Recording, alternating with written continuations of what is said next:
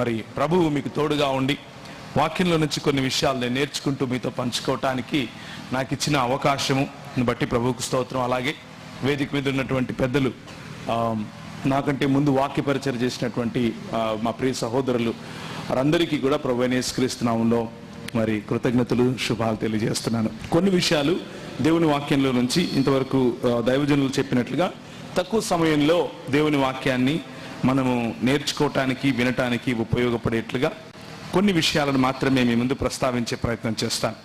ఇంతవరకు కమల్ గారు మనకు గుర్తు చేసినట్లుగా మనస్సు, మాదిరి మరియు మాటలో మనకు హెచ్చరించారు. ఆ 3 విషయాలను బట్టి మనల్ని హెచ్చరించారు. క్రైస్తవ సముదాయం ఈ రోజుల్లో వారు ఎటువంటి పరిస్థితి గుండా వెళుతున్నారు, ఎటువంటి మాదిరి గుండా వెళుతున్నారు, ఎటువంటి మనస్సును కలిగి ఉన్నారు, ముఖ్యంగా క్రైస్తవ సముదాయంలో ఉన్న నాయకులకు కూడా ఈ విషయాలు వర్తిస్తాయి అని మరి ఉన్నది ఉన్నట్లుగా మీ ముందు చెప్పాలి. కనుక క్రైస్తవ నాయకులకు మరియు క్రైస్తవ విశ్వాసులకు అన్న తేడా లేకుండా ఈ 3 విషయాలలో కూడా మనల్ని మనము హెచ్చరించుకోవలసినటువంటి సమయం ఇది.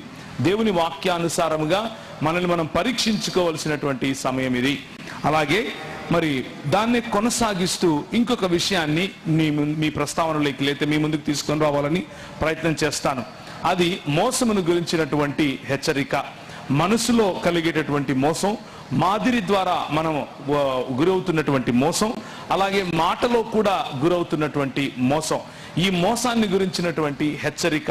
ఇది సంఘములోను, సమాజములోను, ప్రభుత్వము వైపు నుండి అన్ని రకాలుగా క్రైస్తవ సమాజానికి జరుగుతున్నటువంటి, క్రైస్తవ సమాజంలో ఉన్న ప్రజలు లోనవుతున్నటువంటి మోసాన్ని గురించి ఈరోజు మీ ముందు ప్రస్తావించే ప్రయత్నం చేస్తాను. మొదటి రాజుల గ్రంథంలో ఒక చక్కటి, లేకపోతే ఒక మంచి కథనం, ఒక మంచి జరిగిన ఘటన అక్కడ రాయబడి ఉంది. 16వ అధ్యాయము 30 నుంచి నేను చదువుతాను, దయచేసి నన్ను అనుసరించండి. యూదా రాజైన ఆసా ఏలుబడిలో 38వ సంవత్సరమున ఒమ్రీ కుమారుడైన ఆహాబు ఇశ్రాయేలు వారికి రాజై షోమ్రోనులో ఇశ్రాయేలు వారిని 22 సంవత్సరములు ఏలెను. ఒమ్రీ కుమారుడైన ఆహాబు తన పూర్వీకులందరినీ మించునంతగా యెహోవా దృష్టికి చెడుతనము చేసెను. నెబాతు కుమారుడైన యెరోబాము జరిగించిన పాపక్రియలను అనుసరించి నడుచుకొనుట స్వల్ప సంగతి అనుకొని అతడు సీదోనీయులకు రాజైన ఎద్బయలు కుమార్తె అయిన యెజెబెలును వివాహము చేసుకుని బయలుదేవతను పూజించుచు వారికి మ్రొక్కుచూ ఉండెను. షోమ్రోనులో తాను బయలునకు కట్టించిన మందిరమును, బయలునకు ఒక బలిపీఠమును కట్టించెను. మరియు ఆహాబు దేవతా స్తంభం ఒకటి, అక్కడ పైన 1 ఉంది, దాని క్రింద చూస్తే హెబ్రీలో అషేరా అన్న పదం ఉంటుంది. దేవతా స్తంభం 1 నిలిపెను. ఈ ప్రకారము ఆహు చేసి ఇశ్రాయేలీయుల దేవుడైన యెహోవాకు కోపము పుట్టించెను. అతని దినములలో బెతేలీయుడైన హీయేలు యెరికో పట్టణమును కట్టించెను. అతడు దాని పునాది వేయగా అబీరాము అను అతని జ్యేష్ఠపుత్రుడు చనిపోయెను.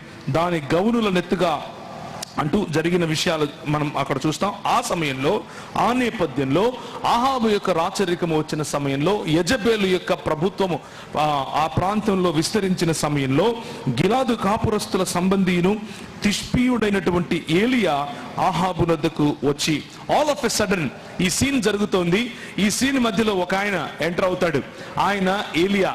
ఆ ఏలియా ఆయన ముందుకు వచ్చి, దాదాపు ఇది జరిగినప్పుడు ఆయన వయస్సు ఎంత ఉంటుంది అన్న దాఖలాలు మన దగ్గర లేకపోయినప్పటికీ ఆయన ఇది మొదలుకొని 3 సంవత్సరములు, ఆ తర్వాత ఒక 40 దినాలు, ఆ తర్వాత కొన్ని దినాలు ఆయన గడిపినటువంటి సమయాన్ని గనక క్యాల్కులేట్ చేస్తే దాదాపు మధ్య వయస్కుడు తర్వాత, అంటే 45-50 సంవత్సరాల వయసులో ఉండొచ్చు అన్నటువంటి, లేకపోతే రాజులను పట్టాభిషేకం చేసేటటువంటి వయస్సు ఉండవచ్చు అన్నది ప్రజల యొక్క అంచనా. థియోలోజియన్స్ అలా అంచనా వేస్తారు. అలాంటి వయసు ఉన్నటువంటి ఒక ఏలియా అనేటటువంటి ప్రవక్త వచ్చి ఆయన అంటాడు, ఎవని సన్నిధిని నేను నిలబడి ఉన్నానో ఇశ్రాయేలు దేవుడైన ఆ యెహోవా జీవము తోడు, నా మాట ప్రకారముగాక ఈ సంవత్సరములలో మంచైనను వర్షమైనను పడదని ప్రకటించను. పిమ్మట యెహోవా వాక్కు అతనికి ప్రత్యక్షమై, నీవు ఇచ్చటి నుండి తూర్పు వైపునకు పోయి యోర్దానుకు ఎదురుగా కెరీతు వాగు దగ్గర దాగియుండుము. ఆ వాగు నీరు నీవు త్రాగుదువు. అచ్చట నీకు ఆహారము తెచ్చినట్లు నేను కాకోలములకు ఆజ్ఞాపించి తినని అతనికి తెలియజేయగా, అలాగే ఉదయము సాయంత్రము ఆయనకు అవసరమైనటువంటి భోజన పానీయాలను కాకులములు తీసుకుని రావటం మనం చూస్తాం. ఏలియా సంఘమునకు సంఘ నాయకునికి ప్రతీకగా ఉంటే, ఆహాబు మరియు యెజబెలు సంఘానికి పట్టినటువంటి మోసపూరితమైన చెరగా మనం ఈరోజు సాయంకాలము చూసి గమనించి నేర్చుకునే అవకాశం ఉంది. చరిత్రలో జరిగినటువంటి ఘటనలను చూసి ఆ ఘటనల్లో నుంచి గనక మనం నేర్చుకోకపోతే మనం చరిత్రలో మిగలకుండా పోతాం. ఈ విషయాన్ని జ్ఞాపకం చేసుకోండి. రాజుల గ్రంథము, దినవృత్తాంతముల గ్రంథము, సమూయేలు గ్రంథము అన్నవి చరిత్రకు సంబంధించినటువంటి విషయాలు. చరిత్రలో జరిగిన ఘటనలు, ఆ ఘటనల్లో రాజులుగా నిలబడినటువంటి వారు తీసుకున్న నిర్ణయాలు, ఆ రాజులుగా ప్రభుత్వాలుగా అప్రెసింగ్ అంటే అదిమి వేసేటటువంటి, కుదించి వేసేటటువంటి, ఇంకా కట్టడల చేత ట్యాక్సుల చేత మనల్ని నిలిపివేయాలి, నిలువరించాలి, సమాజాన్ని ఎదగకుండా చేయాలి అన్న కుతంత్రపు ఆలోచన కలిగినటువంటి సమాజంలో ఒక ప్రవక్తగా నిలబడటం, ఒక వెలుగు దివ్యగా నిలబడటం, ఒక లైట్ హౌస్ గా నిలబడటం ప్రభు మనకిచ్చినటువంటి బాధ్యత.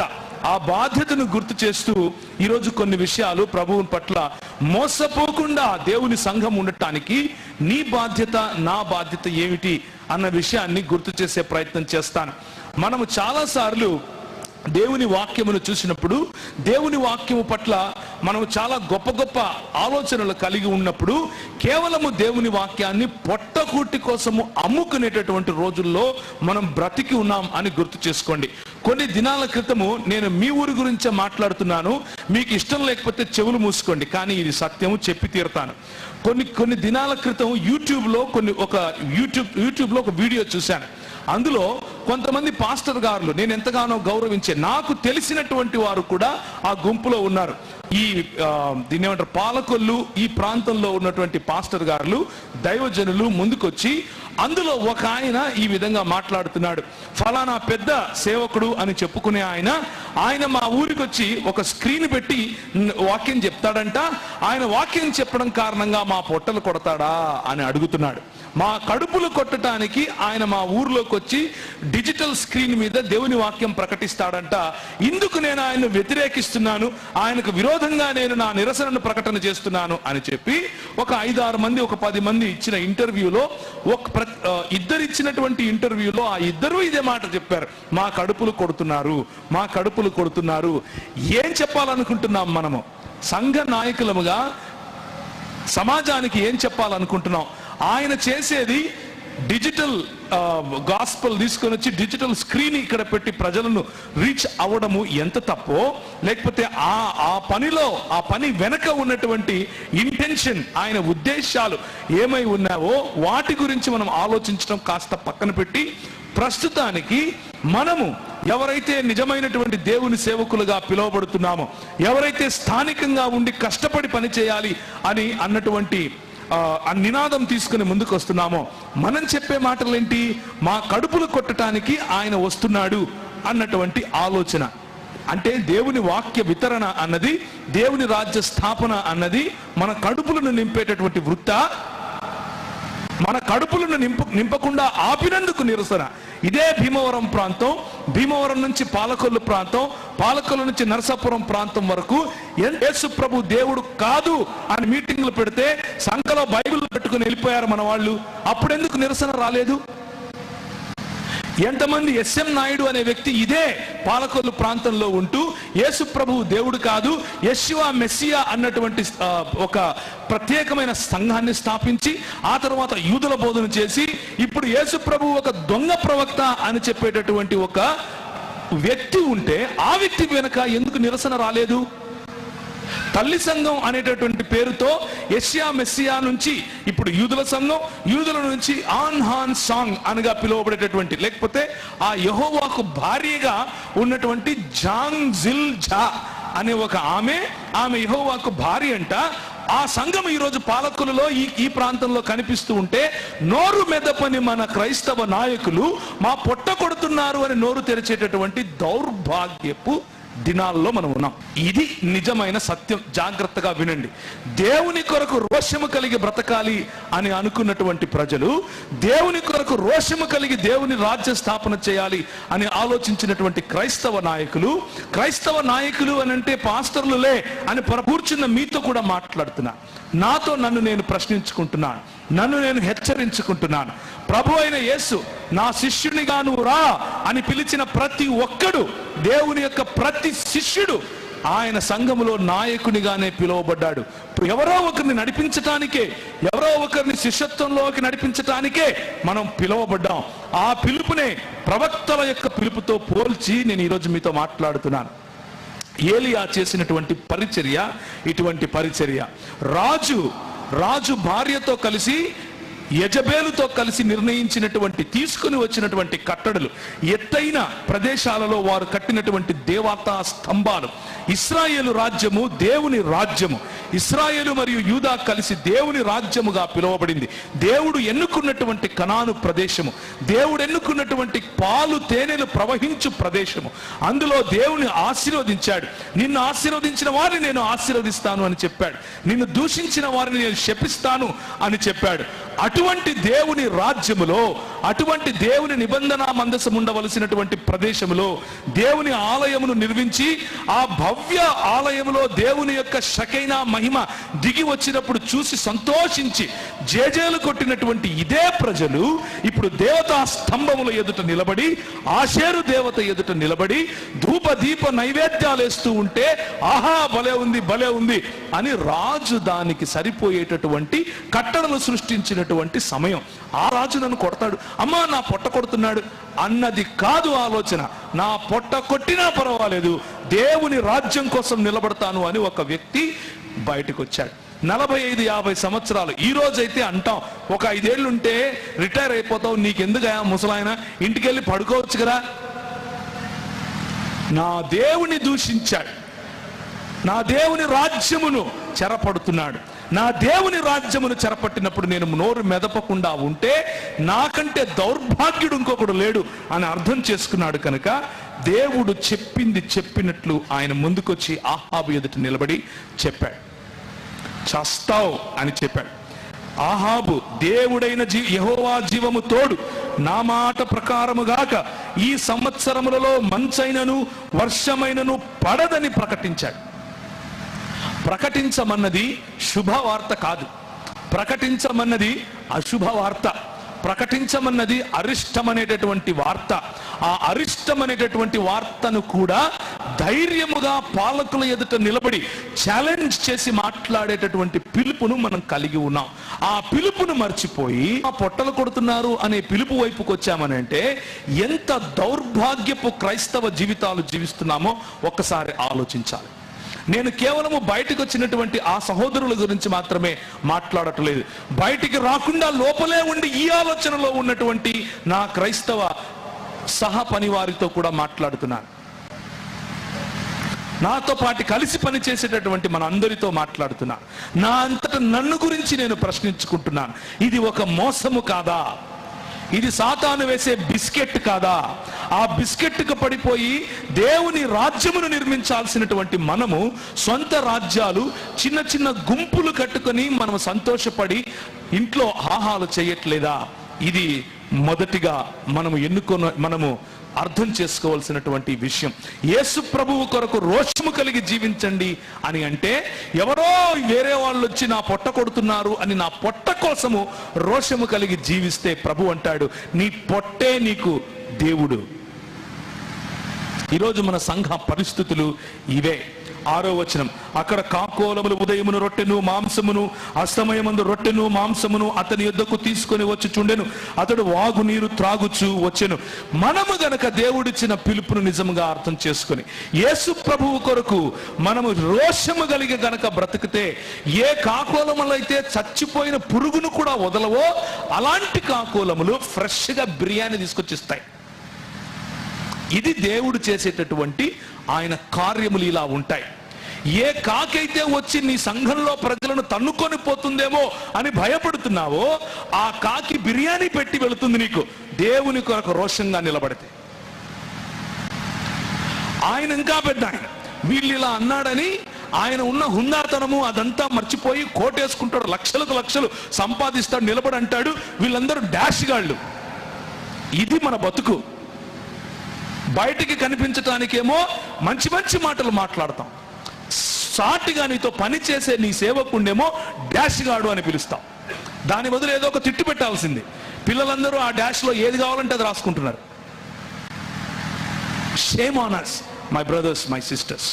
మనకు సిగ్గుండాలి. ఇటువంటి క్రైస్తవ జీవన విధానం మనకు సిగ్గుండాలి.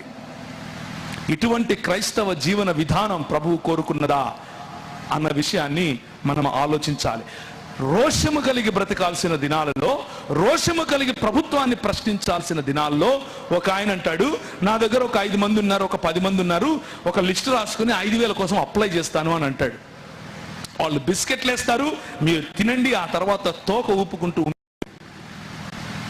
ఇది సాతాను వైపు నుంచి వచ్చేటటువంటి బిస్కెట్ కాదా? ఆలోచించండి. కాకోలముల చేత ఆయన మన కడుపును నింపగలవాడు. కడుపు కోసం మనము పని చేయకూడదు. అంతటా యెహోవా వాక్కు అతనికి ప్రత్యక్షమై ఇలాగు సెలవిచ్చెను, నీవు సీదోను పట్టణ సంబంధి అయిన సారేపెతు అను ఊరికి పోయి అచ్చట ఉండుము. నిన్ను పోషించుటకు అచ్చటనున్న ఒక విధవరాలికి నేను సెలవిచ్చి తిని. అందుకతడు లేచి సారేపెతునకు పోయి పట్టణపు గవిని యొద్దకు రాగా ఆ విధవరాలు అచ్చట కట్టెలు ఏరుచుండెను. Look at this miracle. దేవుని యొక్క అద్భుతమును చూడండి. ఇలాంటి అద్భుతములు ప్రభు మన జీవితంలో చేయటానికి ఆయన చేతులు ఏమైనా కురసైపోయాయంటారా? మనం బొచ్చ పట్టుకొని బయటికి వెళ్ళి అడుక్కోవాల్సిన దినాలు వచ్చాయంటారా? ప్రభు అంటాడు, నువ్వు వెళ్ళు, నువ్వు రోషము కలిగి నా కొరకు నా దేవుని నా రాజ్య స్థాపన కోసం నిలబడ్డావు కదా, రాజులని లెక్క చేయకుండా వారిని హెచ్చరించి వచ్చావు కదా, నేను నీకు ఒక బంపర్ ఆఫర్ ఇస్తున్నాను. వెళ్ళు, అక్కడ ఒక విధవరాలు ఉంటుంది. విధవరాలు తనంతానికి కష్టపడుతోంది. ఒక్క కొడుకున్నాడు. ఈ రోజు రాత్రి ఈ రొట్టె తినేసి నేను నా కొడుకు చచ్చిపోదామని నిర్ణయించుకొని పుల్లలేరుకుంటూ ఉంటే నాకు వచ్చి అన్నం పెట్టమంటావు ఏంటి? నీళ్ళు అడిగావు, నీళ్ళు ఇచ్చాను, సరే సరిపోయింది. ఒక రొట్టె ముక్క పట్టుకొని రావంటావు ఏంది? ఆనెస్ట్ గా మనసులో ఉన్నది ఉన్నట్లు చెప్పేసింది. అయ్యా, ఇది నా పరిస్థితి. ఈయన అన్నాడు, దేవుడు నన్ను పంపించాడమ్మా నీ దగ్గరికి, నేను నీతో ఉన్నంత వరకు నువ్వు నాకు భోజనం పెడుతూనే ఉంటావు, నువ్వు తింటావు. అది జరిగింది. ప్రభువు ఇచ్చిన పిలుపుకు నమ్మకముగా మనం వెళితే, ప్రభువు ఇచ్చిన పిలుపుకు నమ్మకంగా వెళితే ఎడారిలో సెలయేళ్లను ఆయన తీసుకుని రాగలుగుతాడు. ప్రభువు ఇచ్చిన పిలుపుకు నమ్మకముగా మనం రోషము కలిగి నిలబడితే విధవరాండ్ర చేత మనకు భోజనము ఆయన బలహీనుల చేత మనకు బలాన్ని ఆయన తీసుకుని వచ్చి ఇస్తాడు. ప్రభు ఇచ్చిన పిలుపుకు నమ్మకంగా మనం నిలబడితే కాకోలముల చేత ఆయన మాట గురించి, ఆయన మరణము గురించి నీచమైన మాటలతో మీడియా ఎక్కి టెలివిజన్లకు ఎక్కి మాట్లాడుతూ ఉంటే నోరు మెచ్చి నా పొట్ట కొడుతున్నారు అని నోరు మెదుపుతున్నారు అని అంటే మనకు ఏది ప్రాముఖ్యమో ఒకసారి ఆలోచించుకోవలసినటువంటి సందిగ్ధావస్థలో మనం ఉన్నాం. అలాంటి దౌర్భాగ్యపు పరిస్థితిలో మనం ఉన్నాం. దీన్నే సంఘములో ఉన్న మోసము అని నేను మీకు తెలియజేయాలనుకుంటున్నాను. సంఘములో, సంఘ నాయకత్వములో మీలో నాలో ఉన్న మోసము అని చెప్తున్నాను. మీలో అని ఎందుకంటున్నానో ఒక మాట చూడండి. ఇది అయిపోయిన తర్వాత 18వ వచనం, అని సారేపెతు గ్రామంలో ఉన్నటువంటి ఈ స్త్రీ జరిగినటువంటి ఆ విశ్వాస క్రమములో జరిగినటువంటి మరణ పునరుత్థానములు, వీటి గురించి నేను మాట్లాడట్లేదు. ప్రస్తుతానికి ముందుకెళ్తున్నాను. 3 సంవత్సరాలు అయిపోయాయి. అప్పుడు అహాబు తన గృహ నిర్వాహకుడగు ఓబద్యాను పిలిచెను. ఓబద్యా యెహోవా యందు భయభక్తులు గలవాడై యెజబెలు యెహోవా ప్రవక్తల నిర్మూలము చేయుచుండగా గుహలో ఏబదేసి మందిగా 100 దాచి అన్నపానీయములిచ్చి వారికి పోషించెను. ఓబద్యా వంటి నాయకులు ఈరోజు మనకు కావాలా వద్దా? పాలకులు ఉన్నారు, పాలకులతో పాటు పని చేస్తున్నాడు, పాలకులతోనే ఉన్నాడు.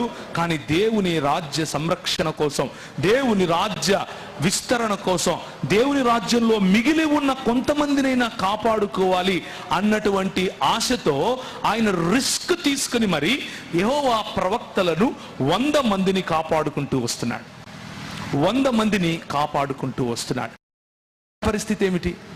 సంఘం మోసపూరితమైనటువంటి పరిస్థితి ఏమిటి? మన ప్రవక్తలను ఎక్స్పోజ్ చేయాలి, అవతలి వాడికి మనం బాగుగా, వాడి దగ్గర గుడ్ బుక్స్ లో ఉండాలి, మంచి బుక్స్ లో అక్కడ ఉండాలి, మన వాళ్ళని మనం ఎక్స్పోజ్ చేయాలి. ఇది ఈరోజు మన పరిస్థితి. చాలా దయనీయమైన పరిస్థితిలో క్రైస్తవ సంఘం ముఖ్యంగా ఆంధ్రప్రదేశ్, తెలంగాణలో ఉంది అన్న విషయాన్ని జ్ఞాపకం చేసుకోండి. యువకులు కూర్చుని ఉన్నారు, యువకులు వింటున్నారు, యువతులు చూస్తున్నారు. సంఘం ఎలాంటి నిర్ణయాలు తీసుకుంటోంది, ఏ పక్షంగా మాట్లాడుతోంది, ఏ పక్షంగా స్వార్థపూరితంగా నిర్ణయాలు తీసుకుని ముందుకు వెళ్తోంది అన్నది చూస్తున్నారు, వింటున్నారు. మనం ఎటువంటి భావితరాన్ని కడుతున్నామో ఒకసారి ఆలోచించుకొని మన నిర్ణయాలు మనం తీసుకోవాలి. మన పిల్లలు రేపు మనల్ని ఏమని ప్రశ్నిస్తారో, మన పిల్లలు రేపు ఎటువంటి క్రైస్తవ్యాన్ని భారతదేశానికి పరిచయం చేస్తారు అన్న ఇంగితము కూడా మర్చిపోయి మరి ఈ రోజుల్లో నీరు గారిపోయిన, రోషము లేని క్రైస్తవ జీవన విధానంలో గనుక మనం ఉంటే మనల్ని మనం ప్రశ్నించుకోవాల్సినటువంటి సమయం ఇది. ఆ ఓబద్యను పిలిచి, గడ్డి లేదురా నాయన, జంతువులన్నీ చచ్చిపోతున్నాయి, వెళ్ళి గడ్డి ఏమైనా ఉంది చూడుపో అని అంటే ఓబద్య గారు లేచి బయలుదేరలేరు. అక్కడి నుంచి ఏలియా వస్తున్నాడు. ఎందుకు వస్తున్నాడు? సరే వెళ్తాను అని బయలుదేరి వెళ్ళి చెప్తూ ఉంటే మధ్యలో కలిసి నా ఏలిన వాడవైన ఏలియావు నీవే కదా అని అడగగా అతడు నేనే అని చెబితే, నీ ఏలిన వాడి దగ్గరకు పోయి ఏలియా ఇచ్చట ఉన్నాడని తెలియజేయము అని చెప్పినందుకు ఓబద్య, ఇది బాగుంది, నేను సావాలని చెప్తున్నావా ఇలాంటి పనులు? నేనేమో ఆయన నుంచి కాపాడుకోవటానికి ఆయన భార్య అందరినీ చంపేస్తూ ఉంటే ఒక గుహలో 50 మందిని, ఇంకో గుహలో 50 మందిని, 50 మంది వేసి చొప్పున 100 మందిని నేను కాపాడుకుంటూ ఉంటే ఇప్పుడు నేను వెళ్ళి ఏలియా ఉన్నాడని చెప్పాలా? అంటే నన్ను చంపాలని నువ్వు ప్లాన్ వేసావా? ఏమయ్యా ఇలా చేస్తున్నావు? దారిలో కనిపిస్తే నమస్కారం పెడితే నువ్వేమో నాకు ఇంత పనిచ్చావేంటి అని అంటే ఆయన అంటాడు, అయితే నేను నీ యుద్ధ నుండి పోవు క్షణమందే యెహోవా ఆత్మ నాకు తెలియని స్థలమునకు నిన్ను కొనిపోవును. అప్పుడు నేను పోయి ఆహాబునకు వర్తమానము తెలియజేసి తరువాత నీవు అతనికి కనబడిన యెడల అతడు నన్ను చంపివేయును. యెజబేలు తన ప్రవక్తలను, యెజబేలు ఆరాధించేటటువంటి బయలుదేవుని ప్రవక్తలను ఆమె ముందుకు తీసుకుని రావడం కోసం యెహోవా ప్రవక్తలను నాశనం చేస్తూ ఉంటే, లోకానికి సంఘానికి మధ్య జరుగుతున్నటువంటి ఈ సంఘర్షణ, లోకములు సంఘములోనికి చొచ్చుకొని రావాలి అన్నటువంటి సంఘర్షణ, లోకములో ఉన్నటువంటి లోక ఆశలకు, లోక పొట్టకు అమ్ముడుపోయినటువంటి క్రైస్తవ నాయకులు యెజబేలు సంతానములాగా, యెజబేలు ప్రవక్తలలాగా సంఘములోనికి చొరబు అస్తవేమో నన్ను చంపుతాడు ఆయన అని బాధపడుతున్నాడు. అందుకే ఏం భయం లేదు, నువ్వు వెళ్ళి చెప్పు, నేను వచ్చి ఎదుర్కొంటాను అని అన్నాడు. ఇప్పుడు చూడండి ఎంత చక్కటి మాట రాయబడి ఉందో. అప్పుడు ఆహాబు, నన్ను చంపునట్లుగా నీ ఏలిన వాని దగ్గరకు పోయి ఏలియా ఇచ్చట ఉన్నాడని చెప్పుమని నీవు నాకు ఆజ్ఞిస్తున్నావు కదా అని చెప్పిన తర్వాత 17వ వచనం, ఆహాబు ఏలియాను చూచి, ఎందుకు 16వ వచనంలో, అంతటా ఓబద్య ఆహాబును ఎదుర్కొనబోయి ఆ వర్తమానమును తెలియజేయగా ఏలియాను కలుసుకొనుటకై ఆహాబు బయలుదేరెను. సిటిజన్షిప్ అని అందులో లేని వాళ్ళని తీసుకెళ్లి ఒక డిటెన్షన్ క్యాంప్ లో పెడుతున్నారంట. క్రైస్తవులకు అదే గతి పట్టబోతోందని కొంతమంది బోగట్ట, అది ఎంత మాత్రం నిజమో నాకు తెలియదు, ఆలోచించి మీరే నిర్ణయం తీసుకోవాలి. ఆ రోజులు వస్తాయి, ప్రభుత్వాలు మనల్ని సెక్యూర్ చేసే ఆ రోజులు వస్తాయి. ప్రభుత్వాలు నువ్వు మతం మారినందుకు ఈ దేశస్థుడివి కాదు అని చెప్పే రోజులు వస్తాయి. ఆ రోజులు వచ్చినప్పుడు ఏలియా వంటి జీవితం కలిగి ఉంటామా, ఓబద్యా వంటి జీవితం కలిగి ఉంటామా, లేకపోతే మిగిలిన వారిలాగా మనము కూడా ఆహాబు పిలిచేటటువంటి యెజబేలు యొక్క ప్రవక్తలలాగా మారిపోతామా అన్న రోజులు, ఎవరిని మనం ఎన్నుకోవాలి అన్న రోజులు రాబోతున్నాయి, త్వరలోనే రాబోతున్నాయి. సంఘము జాగ్రత్త పడాలి. ఏలియాను కలుసుకోవటానికి ప్రభుత్వం దిగి వస్తా ఉంది, ఏలియాను కలుసుకోవటానికి రాజు దిగి వస్తున్నాడు. రాజు దిగి వచ్చి అంటున్నాడు, ఇశ్రాయేలు వారిని శ్రమ పెట్టువాడవు నీవే కదా. ఆయన అంటాడు, నేను కాదురా నాయన, ఇశ్రాయేలు నీవు నీ పెద్దలైనటువంటి నీ తాత తండ్రులు ఆరాధించినటువంటి యెహోవా దేవుణ్ణి విడిచిపెట్టి నీ సొంతంగా నీవు నీ భార్య కలిసి దేవుని రాజ్యములో యెజబెలు రాజ్యాన్ని తీసుకుని రావాలని ప్రయత్నం చేస్తున్నావు కదా, నీ పొట్ట నీకు దేవుడయ్యాడు కదా, నీ రాజ్యము నీకు దేవుడయ్యాడు కదా, ఉన్నతమైన స్థలాలలో స్తంభాలు కట్టించి దానికి దీప నైవేద్యాలు వేస్తున్నావు కదా, ఆషేరు దేవతను చేసుకున్నావు కదా, అది నీకు శాపకరంగా మారింది అని ప్రకటించాడు. అక్కడే రాసిన చూడండి కావాలంటే. ఇశ్రాయేలు వారిని శ్రమ పెట్టువారై ఉన్నారు. అయితే ఎందుకు శ్రమ పెట్టువాడు నీవే కదా అంటే, అతడు నేను కాను, యెహోవా ఆజ్ఞలను గైకొనక బయలుదేవతను అనుసరించు నీవును నీ తండ్రి ఇంటి వారును ఇశ్రాయేలు వారిని శ్రమ పెట్టువారై ఉన్నారు. ప్రియమైనటువంటి దేవుని సంఘమా, ఈ విషయాన్ని జ్ఞాపకం చేసుకోండి. సంఘములో ఉన్నటువంటి మోసము మన నాయకులు తీసుకునే నిర్ణయాల కారణంగా జరుగుతోంది. మన నాయకులు తీసుకునే నిర్ణయాలు, మన నాయకులు వెళ్ళే పోకడలు, రోషము లేని చేవ చచ్చిపోయినటువంటి పోకడలు. యేసు ప్రభువును నిందిస్తే పర్వాలేదు, ఆయన తల్లిని నిందిస్తే పర్వాలేదు, క్రైస్తవ సంఘాన్ని నిర్వీర్యం చేసే నిర్ణయాలు తీసుకుంటే పర్వాలేదు, కానీ వేరే ఆయన వచ్చి సంఘం పెడితే నా పొట్ట కొడుతున్నాడు అని బయటకు వస్తున్నాం చూసారా? అటువంటి ఆలోచన పద్ధతి, అటువంటి దృక్పథం మనల్ని ఈ సమాజములో ఉండకుండా, మనం ఒక సంఘటితమైనటువంటి సంఘంగా ఉండకుండా చీల్చి పారేయటానికి యెజబెలు ఆలోచన కలిగిన వారు పన్నుతున్నటువంటి పన్నాగం. దానికి బలి అవ్వకుండా ఉండటమే మొట్టమొదటిగా మనం చేయాల్సింది.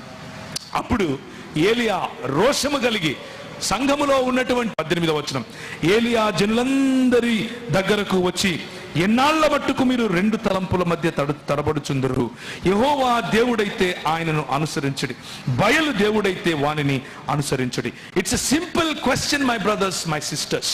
ఎన్ని నాళ్ళని 2 పడవల మీద కాళ్ళు పెడతారు? 10 ఏళ్ళు అయిపోయింది, 20 ఏళ్ళు అయిపోయింది, 30 ఏళ్ళు అయిపోయింది, 50 ఏళ్ళు అయిపోయింది. ఇప్పటికీ ఇంకా అదే కులంలోనే నేను ఉంటాను అని అంటారు, ఇప్పటికీ అదే సామాజిక వర్గంలోనే నేను నా ఐడెంటిటీ అని అంటారు. పెళ్లి చేసుకునే దగ్గర కులం కనిపిస్తుంది, ఏ సంఘానికి వెళ్తున్నావో కులం చెప్పి వెళ్తావు. ఇంకా ఎన్ని నాళ్ళని ఇలా ఉంటారు అని దేవుని వాక్యం చాలా స్పష్టంగా పిలుస్తోంది. అయితే అటుండండి, లేకపోతే ఇటుండండి. ఒక రోజు రాబోతోంది, ఈ రానున్న 4-5 సంవత్సరాల్లోనే బహుశా జరగచ్చు. నువ్వు ఉంటే ఇటుండు, లేకపోతే అటుండు అని దేవుని వాక్యం చెప్తే నీకు వినపడటం లేదు కదా. పాలకులు చెప్తారు, పాలకుల చేత ప్రభు చెప్పిస్తాడు. పాలకుల చేత ప్రభు చెప్పించినప్పుడు ఓరి గగ్గోలు పెడుదురు గాని అప్పుడు తెలుస్తుంది నిజమైనటువంటి క్రైస్తవుడు ఎవరు, నిజమైనటువంటి క్రైస్తవుడు ఎవరు కాదు అని. ప్రియమైనటువంటి సంఘమా, ఏలియాను పోలి మనం జీవించాలి.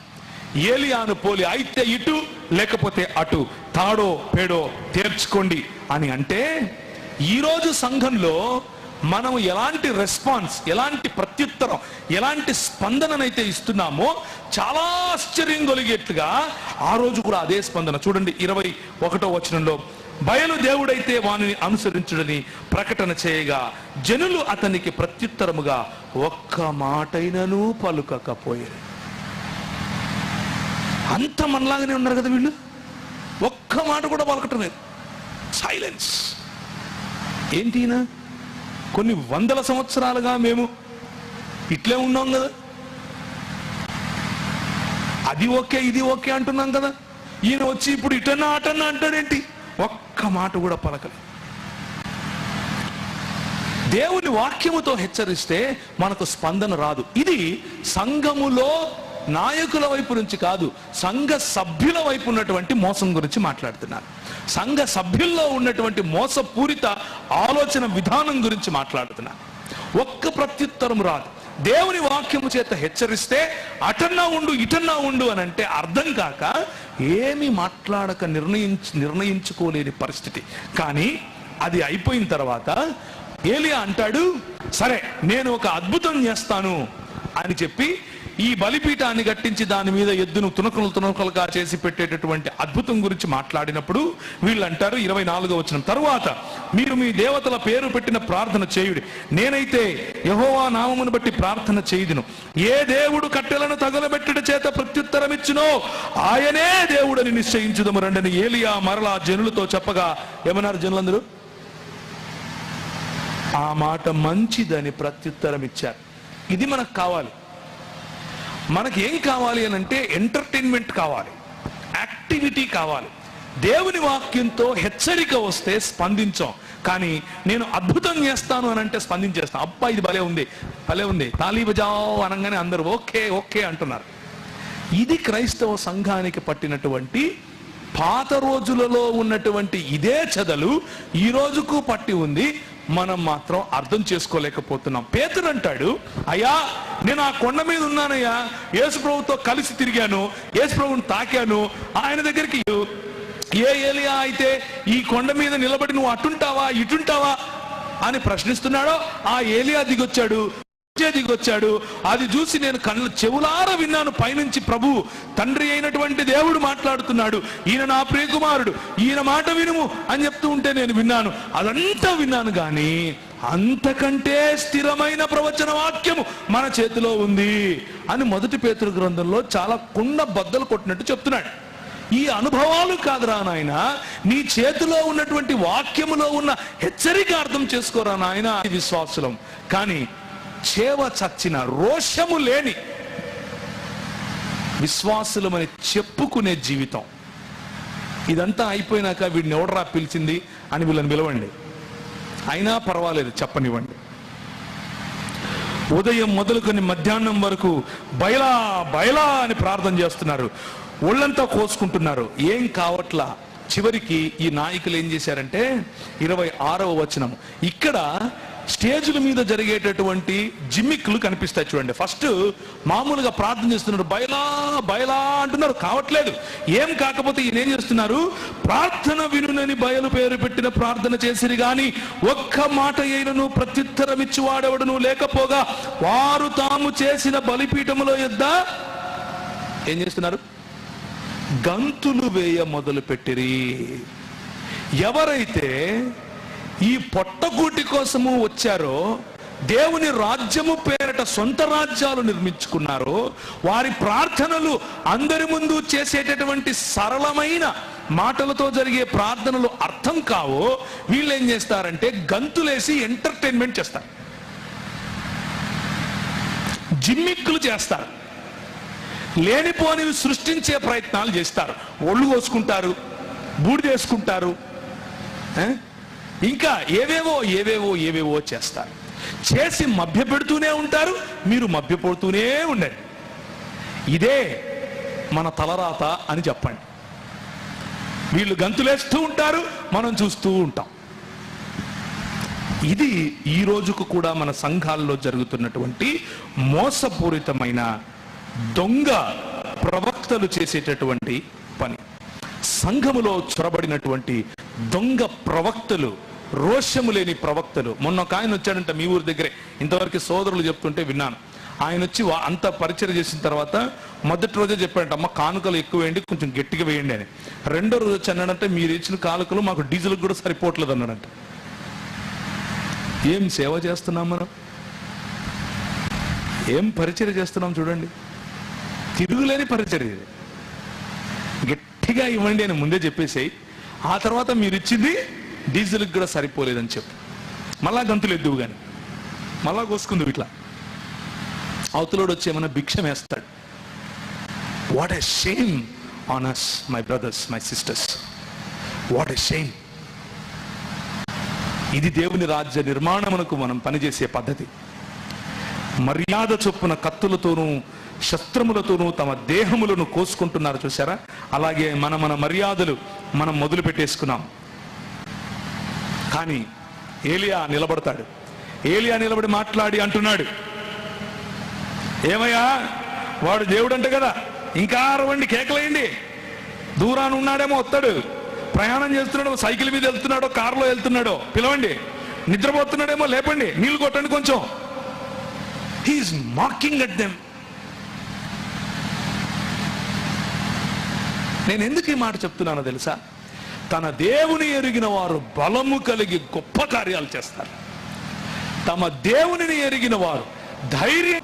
చేవ చచ్చినటువంటి క్రైస్తవ సమాజముగా క్రింద పడత్రోయబడి ఉన్నటువంటి యెహోవా బలిపీఠము కనిపిస్తూ ఉన్నప్పటికీ, యెహోవా బలిపీఠము అన్యుల చెరగా, దొంగల చెరగా చెరపట్టబడి ఉన్నప్పటికీ అర్థం చేసుకోకుండా వాటిని పట్టించుకోకుండా భూములు అమ్ముకోవటానికి, సమాధులు అమ్ముకోవటానికి మన బతుకు అంతా అక్కడే పెడుతున్నాం. చూడండి ఏలియా చేసినటువంటి ఇంకొక పని. అప్పుడు ఏలియా నా దగ్గరకు రండని జనులందరితో చెప్పగా జనులందరూ అతని దగ్గరకు వచ్చిరి. అతడు క్రింద పడద్రోయబడి ఉన్న యెహోవా బలిపీఠమును బాగు చేసి, the call that we have today my brothers, my sisters, మనకున్న పిలుపు ఏమిటి అని అంటే పడద్రోయబడినటువంటి యెహోవా బలిపీఠమును తిరిగి నిర్మించాలి. పునర్నిర్మాణము అన్నటువంటి పనిలో ప్రభు మనల్ని పిలుస్తున్నాడు. అల్పసంఖ్యాకులమైనటువంటి మనము దేవుని రాజ్యమును భరతఖండంలో ఆయన బలిపీఠమును నిలబెట్టాలి. కులం అనే దాని వెనక దాచుకోవటం మన పని కాదు, దోచుకోవటం మన పని కాదు. మోసం అన్నది జరుగుతూ ఉన్నప్పుడు సంఘాల్లో లేచి నిలబడి మాట్లాడగలగాలి. లేచి నిలబడి పోయి ఇంకా నిలబోయి 3 సార్లు పోయి తొట్లు నిండిపోవాలా, పొర్లిపోవాలా, అయినా కానీ ప్రార్థన చేస్తే మండుతుంది. ఎందుకు అని అంటే the passion that God gives you in your heart. నీ హృదయంలో దేవుడిచ్చినటువంటి ఆ కసి, దేవుని రాజ్య స్థాపన పట్ల ఆయన నామమునకు మహిమ కలగాలి, ఆయన నీ నామము పరిశుద్ధపరచబడును గాక అన్నటువంటి ప్రార్థన నువ్వు చాలా మంది ముస్లింలతో మేము మాట్లాడాము. ఇంగ్లీష్, హిందీ భాషల్లో చేశాం. తెలుగు భాషలో ఇలా జరుగుతోందని నాకు తెలియదు ఆ రోజుల్లో. ఇదే భీమవరంలో నుంచి ఒక ఆయన పేరు చెప్తే మీరు కనుక్కోవచ్చు కూడా, ఆయన టీవీలో కూడా నేను ఆయనతో డిబేట్ చేశాను. ఆయన ఈ ప్రాంతంలో తనకున్నటువంటి భార్య దగ్గరికి వస్తాడు. 15 రోజులు ఇక్కడ ఉంటాడు. ఆ 15 రోజుల్లో ఎన్ని పుస్తకాలు పంచుతాడు, ఎంతమందిని క్రైస్తవులను ముస్లింగా చేస్తాడు. టీవీలకెక్క చెప్తున్నాడు యేసు ప్రభు ఒమా కతలుహు యకీనా, ఆయన అసలు చచ్చిపోనే లేదు అని చూస్తున్నారు. ఒక్కడు నిలబడి మాట్లాడలేదు. The fate that we have created for the church. సంఘానికి, సంఘ నుసిటి పైన రాస్తున్నటువంటి రాతలు మన చేతులారా ఇలా ఉన్నాయి. కానీ ఏలియా అటువంటి జీవితాన్ని కలిగి లేడు. చివరిగా, మొదటిగా నాయకుల వైపు నుంచి వస్తున్న మోసం, రెండవదిగా సంఘస్థులు చేస్తున్న మోసం నేను మీకు వివరించాను. మూడవదిగా, నా సమయం అయిపోయింది, 5 నిమిషాల్లో ముగిస్తాను, ప్రభుత్వాలు చేస్తున్నటువంటి మోసం. ఆ ప్రభుత్వము చేస్తున్నటువంటి మోసం ఏమిటి అని అంటే, చూశాడు యెహోవా అగ్ని దిగి వచ్చింది. 38వ వచనం, దహన బలి పశువును, కట్టెలను, రాళ్లను, బుగ్గిని దహించి కందకమందున నీళ్లను ఆరిపోచేస్తే యెహోవాయే దేవుడు, యెహోవాయే దేవుడు అని జనులందరూ కేకలు వేయటం మొదలు పెట్టారు. ఒక్క నాయకుడు నిలబడి, ఒక్క నాయకుడు కనుక రోషము కలిగి ప్రభువు కోసం పనిచేస్తే సంఘములో వచ్చే స్ఫూర్తి ఇలా ఉంటుంది. రాజు అక్కడ నిలబడుకుని ఉన్నాడు. రాజు ఎదుటనే వాళ్ళు నిర్ణయం చేసుకున్నారు, ఇటుపక్కుంటారా అటుపక్కుంటారా అని అంటే యెహోవాయే దేవుడు, యెహోవాయే దేవుడు అని నిర్ణయించుకుని కేకలు వేశారు. ఆ తరువాత నువ్వు వెళ్ళి భోజనం చేయిపో, వర్షం పడుతుంది అని చెప్పి పంపించేశాడు. విశ్వాసముతో ప్రార్థన చేశాడు, వర్షము పడింది. 19వ అధ్యాయంలో యెజబేలు ఒక దూత చేత ఏలియాకు ఈ వర్తమానమును పంపించెను, రేపు ఈ వేళకు నీ ప్రాణమును వారిలో ఒక ప్రాణమును వలె చెయ్యని ఎడల దేవుడు నాకు గొప్ప అపాయము కలుగజేయును అని ఆమె అంటోంది. యెజబేలు అన్నది ప్రభుత్వంలో ఉండి విధి విధానాలను మనకు సూచిస్తుంది. యెజబేలు అన్న పేరు ఆహాబును ఇన్ఫ్లుయెన్స్ చేసేటటువంటి భావజాలాన్ని సూచిస్తుంది, రాజుల భావజాలం. ఏంటా భావజాలం అనంటే ఏకేశ్వరవాదాన్ని నశింప చేయాలి. ఏంటా భావజాలం అనంటే సత్యదేవుడిని కనిపించకుండా చేయాలి, సత్యదేవుని యొక్క ప్రవక్తలను నిలువరింప చేయాలి, సత్యదేవుని యొక్క ప్రవక్తలను నాశనము చేయాలి. యెజబేలు యొక్క ఆలోచన విధానము ఏమిటి అనంటే బయలుదేవత యొక్క ప్రవక్తలను నిలబెట్టాలి. బయలుదేవత దేనికి సాదృశ్యం అనంటే ball is a God of homosexuality, Baal is a god of abortion. Baal is a god of divorce. Baal is a god of self-mutilation. బయలుదేవతను అనుసరించే వాళ్ళు ఏం చేస్తూ ఉంటారు అని అంటే వాళ్ళ సొంత అంగాలు కోసుకొని ఇస్తూ ఉంటారు. చేతులు కోసుకోవడం, తలలు కోసుకోవటం, బలు అర్పించడం, పిల్లలను బలు అర్పించడం, అబార్షన్లు, హోమోసెక్షువాలిటీ, ధనం, వీటన్నిటి పట్ల వీటన్నిటికీ కూడా ఆ యెజబేలు లేకపోతే బయలు అన్నది దేవుడు. యేసుక్రీస్తు ప్రభు మనకిచ్చేటటువంటి పిలుపు ఏమిటి అని అంటే బీ లైక్ ఎలైజా, దేవుని యొక్క ప్రవక్త అయినటువంటి ఏలియాలా ఉండి ఈ యెజబేలు మీద ఉన్నటువంటి ముసుగును తీసివేయాలి. యెజబెలు మీద ఉన్నటువంటి ముసుగును తీసివేయటంలో మనకు హాని జరిగే అవకాశము కూడా ఉంది. హాని జరిగే, ఇబ్బందులు జరిగేటటువంటి రోజులు కూడా రావచ్చు. కానీ ప్రభు అంటాడు, ప్రకటన గ్రంథం 2వ అధ్యాయం, ముగిస్తున్నాను. ప్రకటన గ్రంథం 2వ అధ్యాయం 20వ వచనం ఒకసారి చూస్తారా? సంఘముతో మాట్లాడుతూ ఆయన అంటాడు, ప్రకటన గ్రంథం 2వ అధ్యాయం 20వ వచనంలో, ఆయనను నీ మీద తప్పు ఒకటి నేను మోపవలసి ఉన్నది, ఏమనగా తాను ప్రవక్త్రినని చెప్పుకొనుచున్న యెజబెలను స్త్రీని నీవు ఉండనిచ్చుచున్నావు. జారత్వము చేయుటకు, విగ్రహములకు బలి ఇచ్చిన వాటిని తినుటకును అది నా దాసులకు బోధించుచు వారిని మోసపరచుచున్నది. ఈ మోసము సంఘములో ప్రభుత్వము రూపములో వచ్చింది, చేసేటటువంటి నిర్ణయాల రూపములో వచ్చింది. ఏ భావజాలాన్నైతే మన మధ్యలో ఇది అంగీకరించాల్సిందే అని చెబుతోందో ఆ భావజాలం రూపంలో వస్తోంది. చాలా ప్రభుత్వాలు క్రైస్తవ సంఘాలను ఈ యెజబెలుల వలె అణిచివేసే ప్రయత్నం చేశారు. ఈరోజు భారతదేశంలో కూడా అదే జరగబోతోంది. కానీ ప్రియమైనటువంటి క్రైస్తవ సంఘమా, ఒక్క నాయకుడు ఏలియా వంటి వాడు పరిగెట్టి వెళ్ళిపోయాడు. చచ్చిపోతాను రా నాయన అని వెళ్ళిపోయాడు. దేవునితో మాట్లాడుతున్నాడు. ఏమని మాట్లాడుతున్నాడంటే, ఆమె నన్ను చంపేస్తుందంట. యెహోవా వాక్కు అతనికి ప్రత్యక్షమై, ఏలియా ఇచ్చట నీవేమి చేయుచున్నావని అతన్ని అడగగా, అతడు ఇశ్రాయేలు వారు నీ నిబంధనను త్రోసివేసి నీ బలిపీఠములను పడగొట్టి నీ ప్రవక్తలను ఖడ్గము చేత హతము చేశారు. సైన్యములకు అధిపతియగు యెహోవా కొరకు మహారోషము గలవాడనై నేను ఒక్కని మాత్రమే ఉన్నాను. సంఘములో చాలా మంది నాయకులు ఇదే అనుభవం గుండా వెళుతున్నారు. Lord, what is going on? అంత ఏంటి ప్రభువా ఇలా జరుగుతోంది? నేను ఒక్కడే ఉండిపోయానా? రోషము కలిగిన వాళ్ళు ఇంకెవరూ లేరా? Let me encourage you my brother, my sister. నువ్వు ఒక్కడివి 1000 మందితో సమానం. ప్రభు అంటాడు, నువ్వు ఒక్కడివి కాదు నాయన, నేను 1000 మంది నాకు ఇంకా మిగిలిన్నారు. 7000 మంది. 18వ వచనం, మహారోషము గలవాడనై నేనున్నాను. ఆ తర్వాత ప్రభు అంటాడు, ఒక పర్వతం మీదికి వెళ్ళి 11వ వచనంలో, యెహోవా ఏమైంది? ఆ వైపునకు సంచరింపగా బలమైన పెనుగాలి, భయంకరమగు పర్వతములు బద్దలైపోయాయి, శిలలు చిన్నాభిన్నములవుతున్నాయి. కానీ యెహోవా ఆ గాలి దెబ్బ యందు ప్రత్యక్షము కాలేదు. భూకంపం వచ్చింది. ఆ తర్వాత భూకంపం అంతా వస్తే యెహోవా ఆ భూకంపములో ప్రత్యక్షం కాలేదు. ఆ భూకంపమైన తర్వాత మెరుపు పుట్టింది, కానీ ఆ మెరుపునందు యెహోవా ప్రత్యక్షము కాలేదు. ఇప్పుడు యెహోవా ఎక్కడ ప్రత్యక్షమయ్యాడో చెప్పాలి కానీ వాక్యం ఇక్కడ కాలేదు అంటాడేంటి? అంటే మహాద్భుతములు గడగడగడగడగలు ఆడిపోవాలి. నేను ప్రార్థన చేస్తే అంతా దాని ఏమంటారు, వణికిపోవాలి. వాటిల్లో కాదు దేవుని ప్రత్యక్షత. ఏం చేస్తున్నా అలాంటి పరిస్థితుల్లో, భయంకరమైన ఒంటరితనం అనేటువంటి పరిస్థితిలో, చుట్టూ చూస్తున్న గలిబిలిలో ప్రభు ఎలా ప్రత్యక్షమవుతున్నాడు చూడండి. మెరుపు ఆగిపోగా మిక్కిలి నిమ్మళముగా మాట్లాడు ఒక స్వరము వినబడెను. నీ మనస్సును మోసపరచుకోకుండా ఉంటే మిక్కిలి నిమ్మళముగా మాట్లాడు ఒక స్వరం నీకు వినబడుతుంది. ప్రియులారా, నీ ప్రవర్తనను మోసపుచ్చుకోకుండా హెచ్చరించిన మాటలను మనసులోకి తీసుకుంటే మిక్కిలి నిమ్మలముగా మాట్లాడు ఒక స్వరము మీకు వినబడుతుంది. దేవుని మాటను, ఆ మాటను, హెచ్చరికను అర్థం చేసుకుని సంఘములో మీకున్న బాధ్యతను నిర్వహించే ప్రయత్నం చేస్తే మిక్కిలి నిమ్మలముగా మాట్లాడు ఒక స్వరము మనకు వినబడుతుంది. ఇంకా రోషము లేకుండా సంఘములో జరుగుతున్న మోసం, సంఘ ప్రజలు చేస్తున్నటువంటి మోసం, లేకపోతే కావాలని మోసపోయేటటువంటి పని, ప్రభుత్వములు చేస్తున్నటువంటి మోసం, వీటిని అర్థం చేసుకుని దేవుని కొరకు ఏలియాల వలె నిలబడకపోతే, ఈ భావజాలం, ఏ భావజాలం అయితే నిన్ను కులం పేరిట విభజించే ప్రయత్నం చేస్తోందో, కొన్ని వేల సంవత్సరాలుగా విభజిస్తూనే వస్తుందో, ఏ భావజాలం అయితే ఢిల్లీ గద్దె మీద కూర్చుని పెత్తనం చేయటానికి రాష్ట్రాలను నిర్వీర్యం చేసే ప్రయత్నం చేస్తోందో, ఏ భావజాలం అయితే మీరు క్రైస్తవులైతే ఈ దేశానికి చెందిన వారు కాదు అన్నటువంటి ఒక అభద్రతాభావాన్ని సృష్టిస్తుందో,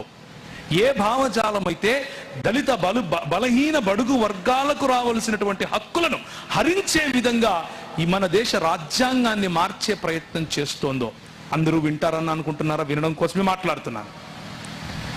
అటువంటి పరిస్థితిలో కూడా ఆ మోసాన్ని అర్థం చేసుకోకుండా అమ్ముడు పోయే స్వభావం విడిచిపెట్టి దేవుని కొరకు, దేవుని యొక్క రాజ్య స్థాపన కొరకు, రాబోయే రోజుల్లో మన పిల్లలకి ఇవ్వాల్సినటువంటి సంఘం కొరకు, మన పిల్లల చేతిలో పెట్టాల్సినటువంటి దేశము కొరకు, దేశము యొక్క సెక్యులర్ భావజాలాన్ని, దేశము యొక్క ఇది ఈ రోజులు నీవు నేను ఏలియాల వలె నిలబడవలసినటువంటి రోజులు, మోసపోకుండా జాగ్రత్త పడవలసినటువంటి రోజులు. మన మనసును, మన మాదిరిని, వాక్యమును లేకపోతే మాటను, ఆ మాటలో ఆ మనసుకు, మాదిరికి, మాటకు ఇచ్చినటువంటి హెచ్చరికను గనక మనం సరిగ్గా అర్థం చేసుకుంటే మోసము అన్నటువంటి హెచ్చరిక కూడా మనకు అర్థమవుతుంది. తలలు ఉంచుకుంటే ప్రార్థించుకుందాం. ప్రభు ఇదంతా జరిగిన తర్వాత ఏలియాకు చెబుతాడు, దయచేసి తలలు ఉంచుకోండి, ప్రభు వైపుకు చూడండి. అప్పుడు యెహోవా అతనికి ఇలాగు సెలవిచ్చినదేమనగా, నీవు మరలి అరణ్య మార్గమున దమస్కునకు పోయి దానిలో ప్రవేశించి సిరియా దేశము మీద హజయేలునకు పట్టాభిషేకము చేయము. మై బ్రదర్స్, మై సిస్టర్స్, సహోదర సహోదరులారా, దేవుడు నిన్ను పిలిచింది పట్టాభిషేకము చేయటానికి, నాయకులను నిలబెట్టడానికి. ఏ భావజాలం అయితే దేవుని రాజ్యముతో ఏకీభవిస్తుందో ఆ భావజాలములో ఉన్న వారిని నాయకులుగా తర్బీదు చేయటానికి. 7,000 మంది నీకు తోడుగా ఇంకా ఉన్నారు అన్న విషయాన్ని మర్చిపోకుండా, నాకెందుకులే, నేనెందుకులే, నేనేం చేస్తానులే అన్న ఆలోచన కాకుండా, పొట్టకూటి కోసం వచ్చినటువంటి పరిచర్యలాగా కాకుండా, దేవుని రాజ్యమును నిర్మించే పరిచర్య, దేవుని రాజ్య విస్తరణ చేసే పరిచర్య, రాజులు సైతము దిగివచ్చి మాట్లాడే, దిగివచ్చి మనతో పరామర్శించే పరిచర్య, అలాంటి పరిచర్య కోసం ప్రభు మనల్ని ఆశీర్వదించినట్లుగా ప్రార్థించుకుందాం.